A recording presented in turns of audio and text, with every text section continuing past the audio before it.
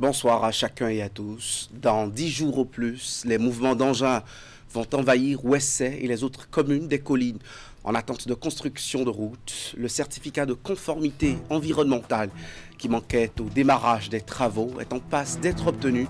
Jacques Ayadji a rassuré les populations de ces localités lors d'une descente avec d'autres ministres conseillers.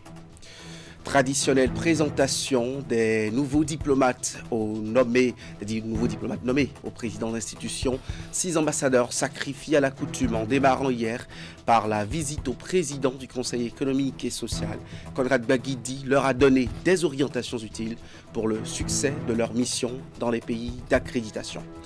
En fait, demain, jeudi, le sacerdoce de Jésus et l'Eucharistie, c'est en même temps le premier jour du Triduum pascal. C'est 3 jours débouchant sur la célébration de la Pâque. On en saura plus avec le curé de la paroisse Sainte-Thérèse de l'Enfant Jésus de Godoma.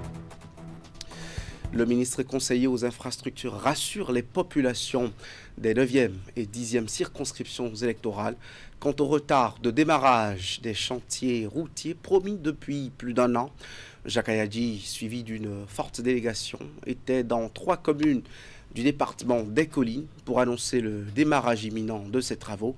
Il a constaté l'évolution de l'installation de la base de vie de l'entreprise Portéo BTP en charge de ces constructions. Imet Hélène Amoussou, Georges Vaudoudon.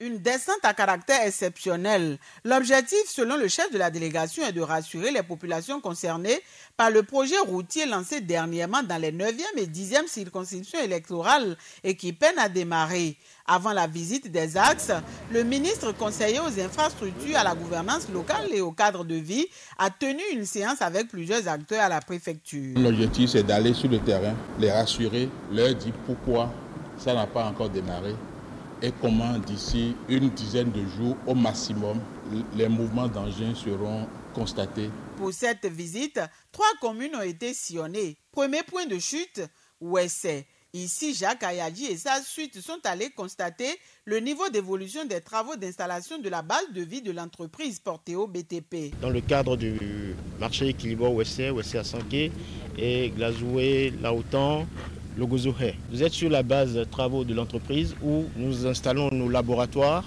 notre réserve de gasoil, la base vie pour l'encadrement du chantier. Nous sommes actuellement en pleine installation. Lors des échanges préalables avec les autorités communales, des clarifications ont également été apportées sur le projet ainsi que les raisons qui justifient le retard observé dans le démarrage des travaux. Ce qui bloque l'entreprise pour démarrer les travaux sera obtenu courant. La semaine prochaine, c'est le certificat de conformité environnementale. D'un coût global de 39 milliards à 618 millions 170 103 francs CFA, ce projet de bitumage et de réhabilitation prend en compte un certain nombre de voies, à savoir la route Kilibo-Ouessé, longue de 25 km, Ouessé-Ancerquet, 22 km, Glazoué-Logozoré, en passant par Ouédémé et Larotan, 32,5 km, puis la voie qui part de Glazoué à Klangpa, en passant par Santé, longue de 32 km. Ce qui est essentiel, les gens n'ont pas peur que des biens soient partis au profit de la réalisation de cette voie. Je remercie les ministres qui ont fait le déplacement. Ça a rassuré la population de ce que très bientôt les travaux vont démarrer. À l'occasion, l'entreprise Portéo BTP a été instruite de maintenir les différents axes dans un état de praticabilité suivant la nécessité afin de faciliter la mobilité des usagers. Le médiateur de la République, Pascal Essou, a rendu visite à l'ancien président de la République du Bénin, Nicéphore Dieudonné Soglo hier. C'est une tournée entamée par Pascal Essou dans le cadre de sa mission de promotion de la paix. Le tête-à-tête entre les 2 hommes a duré près d'1 heure. Les échanges ont porté sur les élections générales à venir. Après Soglo, le médiateur de la République va se rendre chez l'ancien président de la République, Thomas Boniaï. Un groupe de 6 ambassadeurs béninois rend une visite de courtoisie au président du Conseil économique et social, ceci dans le but de la réussite de leur mission dans leurs États accrédités respectifs. Au menu des discussions avec Conrad Baguidi, des conseils pour le rayonnement du Bénin à travers l'action de ses différents plénipotentiaires.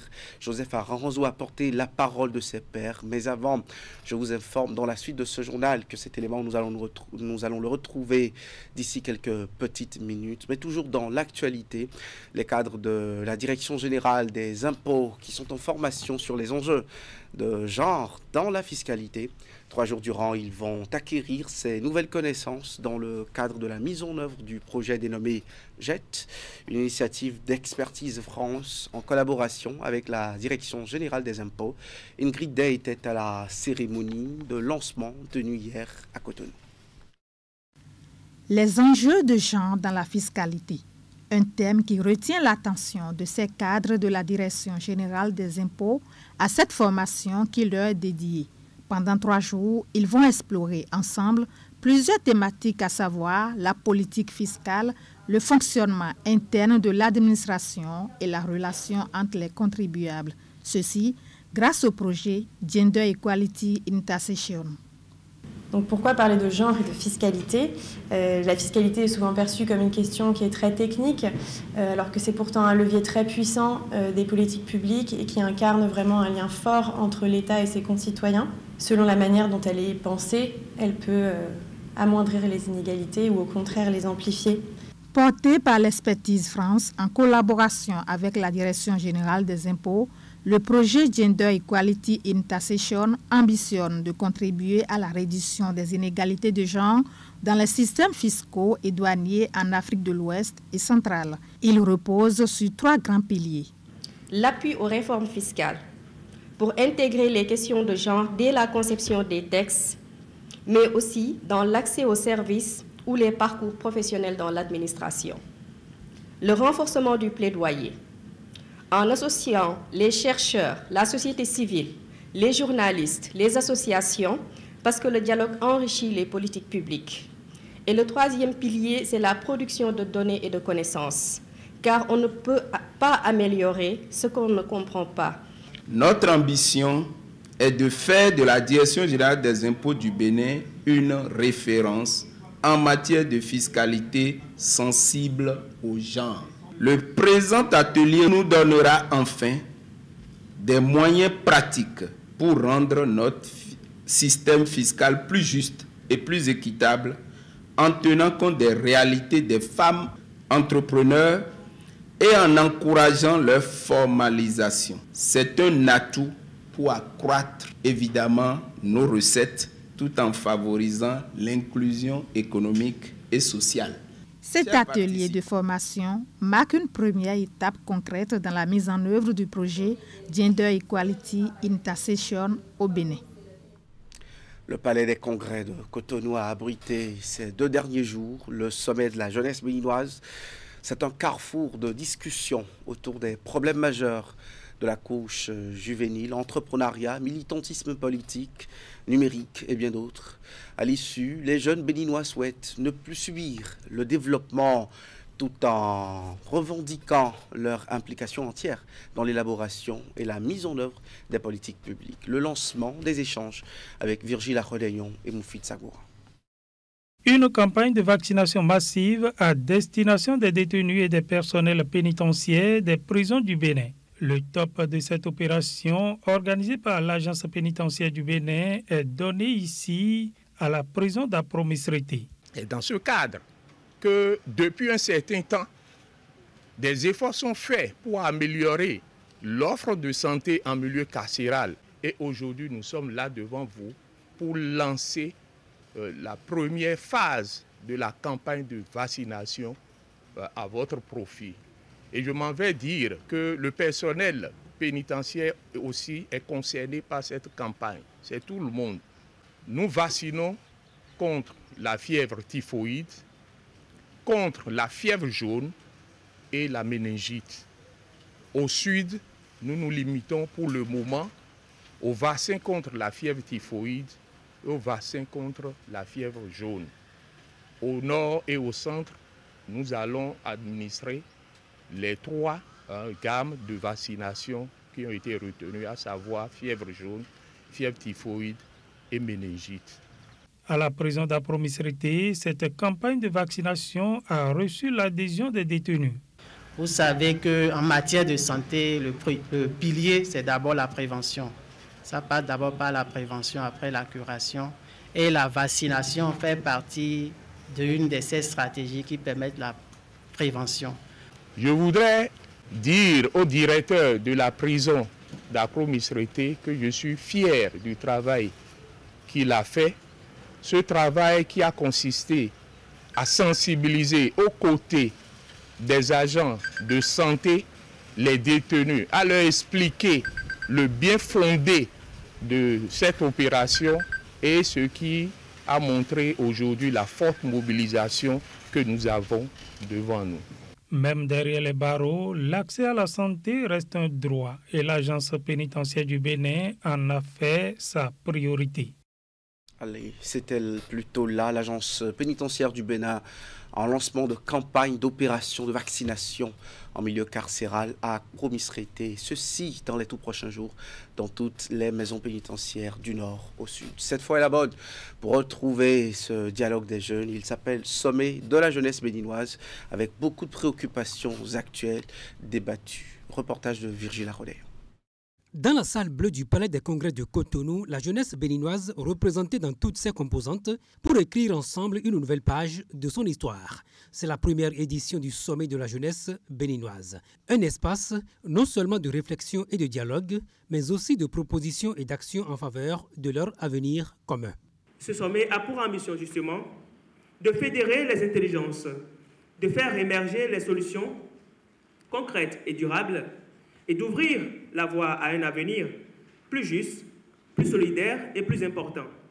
Ce sommet est le fruit d'une collaboration sans précédent unissant plus de 180 organisations de jeunes de tout le Bénin.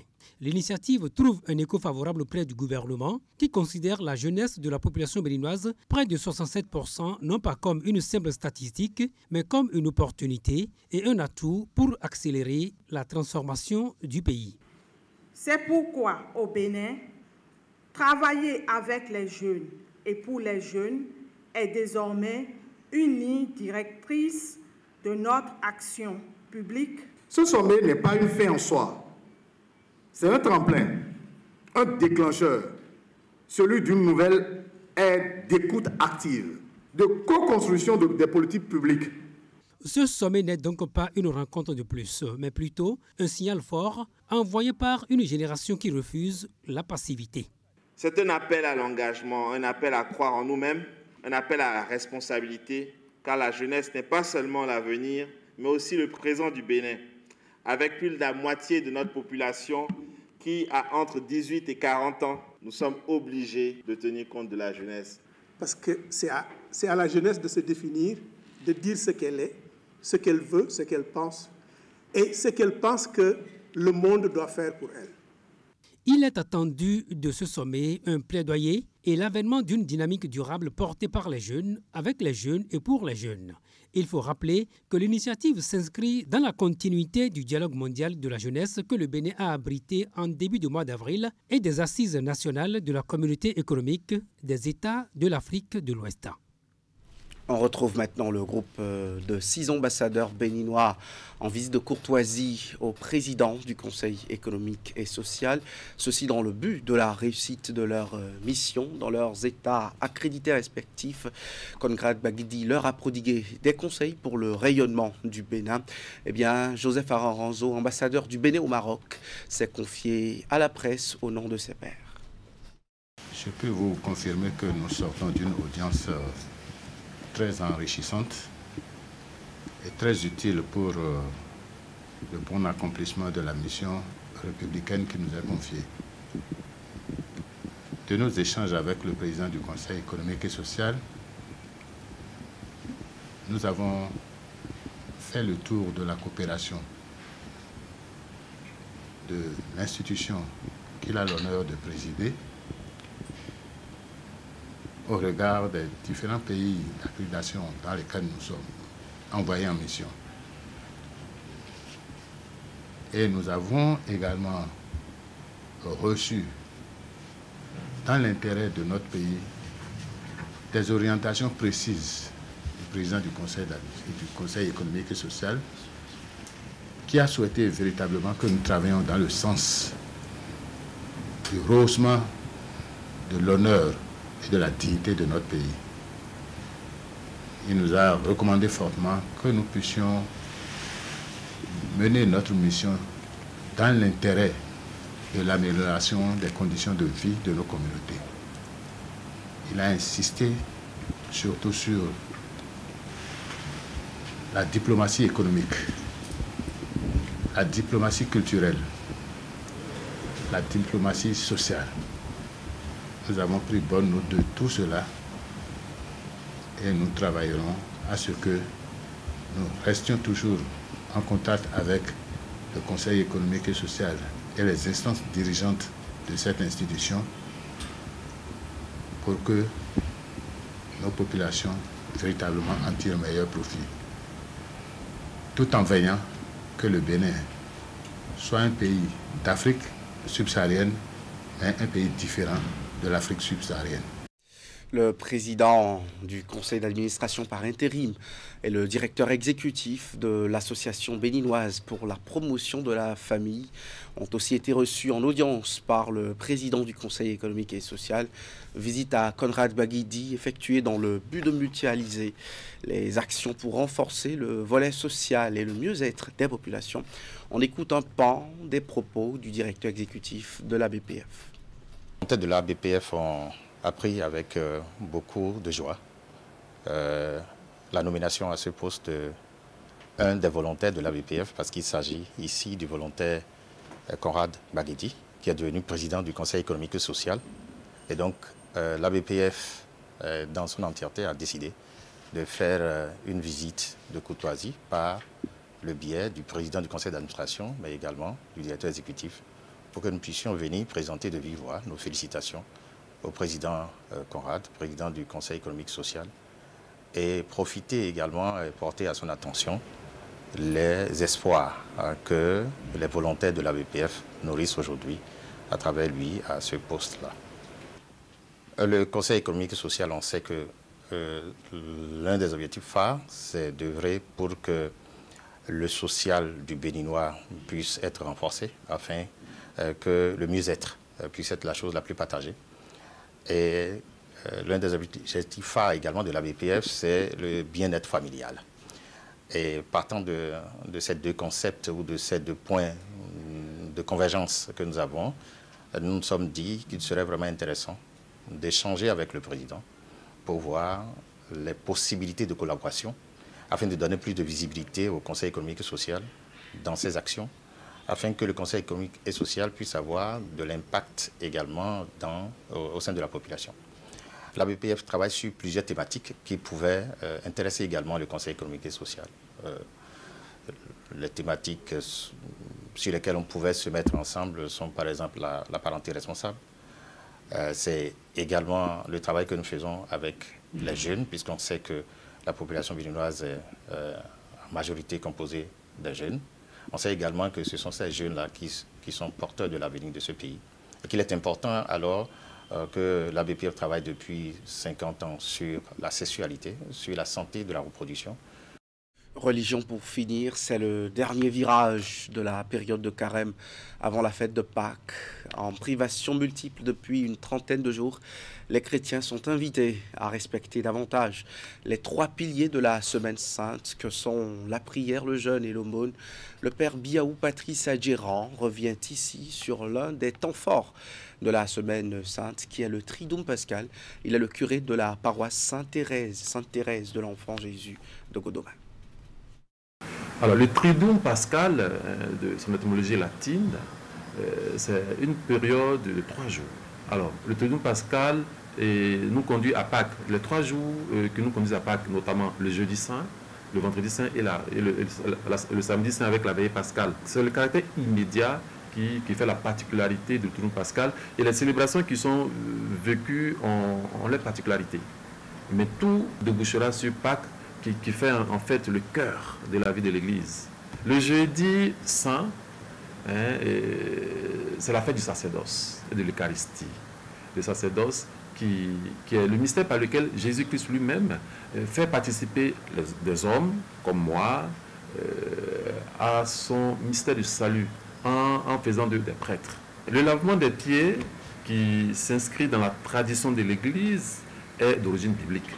Parce que dans le texte de Saint Jean, dans l'évangile selon Saint Jean, Jésus a effectivement lavé les pieds à ses apôtres, les 12, et pour porter un message, le message de la simplicité fraternelle, de l'humilité, de la fraternité. Le vendredi saint, l'Église est en deuil.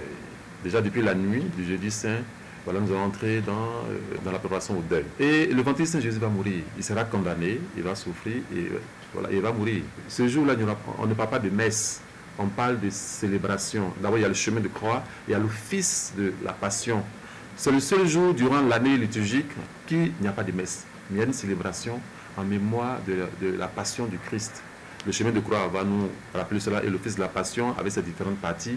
Et puis après, on va vénérer la croix parce qu'il est mort sur une croix. Suivra la communion. C'est la communion qui a été consacrée la veille. Ce jour, il n'y a pas de messe, il n'y a pas de consécration. Le samedi, l'église est en deuil. Le matin, tout est calme.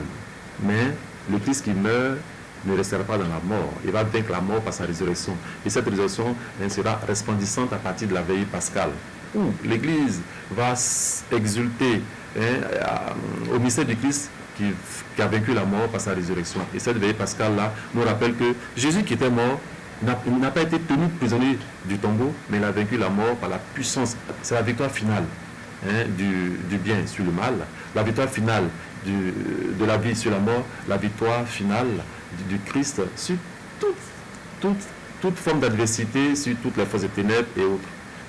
La résurrection du Christ dans la vie d'un chrétien, c'est entrer dans le mystère du Christ qui lui-même a vaincu la mort pour que nous aussi nous soyons vainqueurs de la mort qui peut prendre plusieurs noms. La mort peut prendre le nom de méchanceté humaine, jalousie, maladie et autres.